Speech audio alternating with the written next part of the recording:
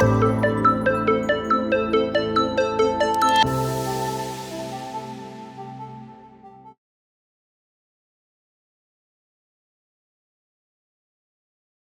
Dr. Brian Kaufman, Chief Medical Officer, Executive Vice President of the CLL Society here at ASH 2023.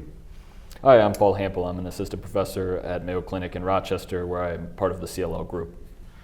Dr. Hampel, we've got some great treatments for CLL, but Richter's transformation is still a scourge with the treatments largely inadequate. Fortunately, it's not that common in CLL, but maybe it's getting more common. You've looked at the incidence, the prevalence, the evolution of that, and you're going to present that data at ASH.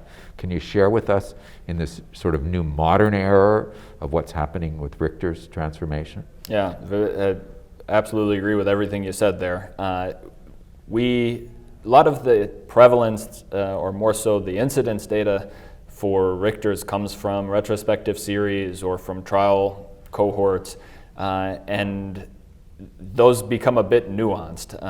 What we looked at here was updating some prior work using the Mayo Clinic CLL database, where we restricted the patients we saw within 12 months of their diagnosis to limit the selection bias, and then were followed prospectively to get a sense of the true incidence of this, because the numbers are kind of all over the place when you look at studies and you'll see large ranges quoted. What does that really mean?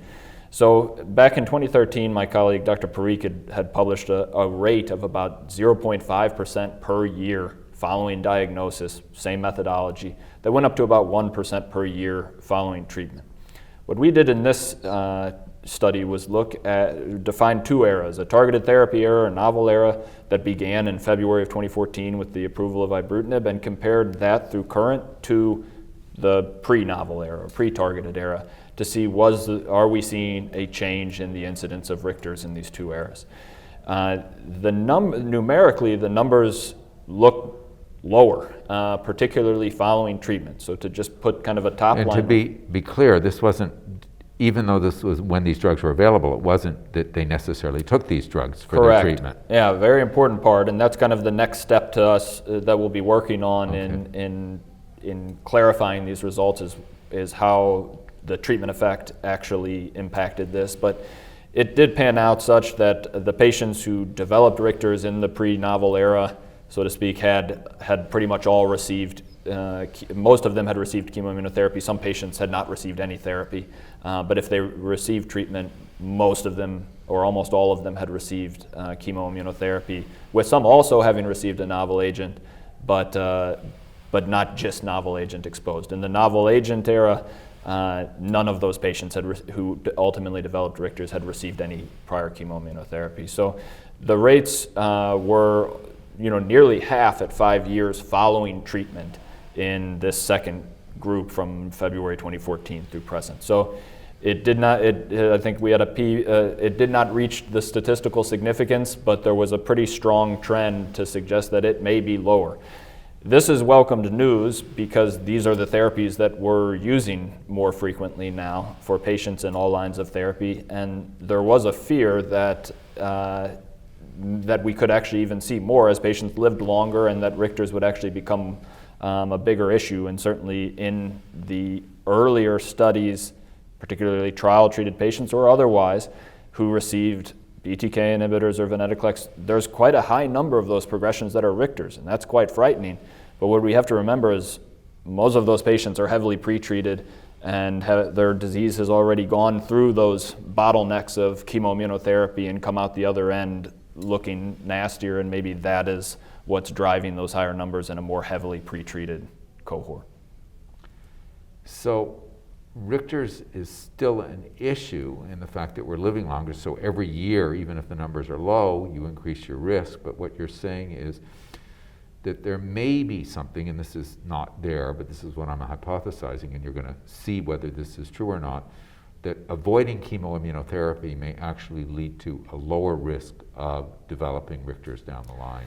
That would be nice, right? I hope that's how this pans out. That the numbers show a trend towards that. Again, looking in a clean cohort of patients who are not followed for some set amount of time when they enroll on a study, but truly from diagnosis and following the natural history going forward.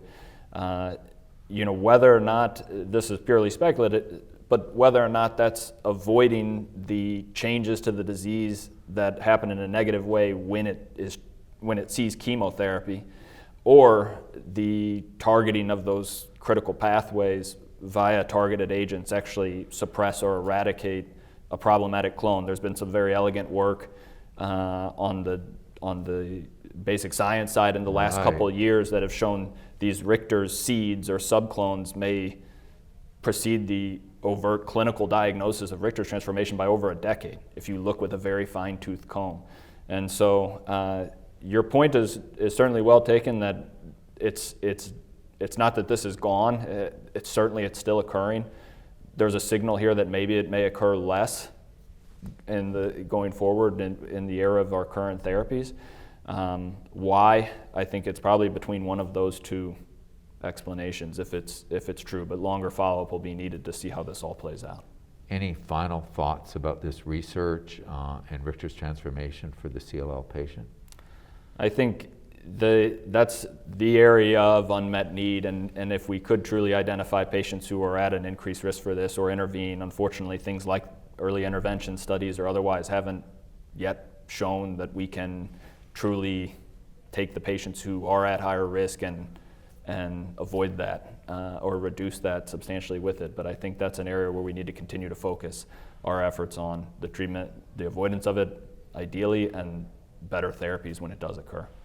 This is so important, this basic, just epidemiological almost research about what's going on, just looking at what's happening in the community. And it's so interesting when you point out that all the data has been from clinical trials and this retrospective stuff, and the way that you set that up. Really exciting to have that database and to be able to do that.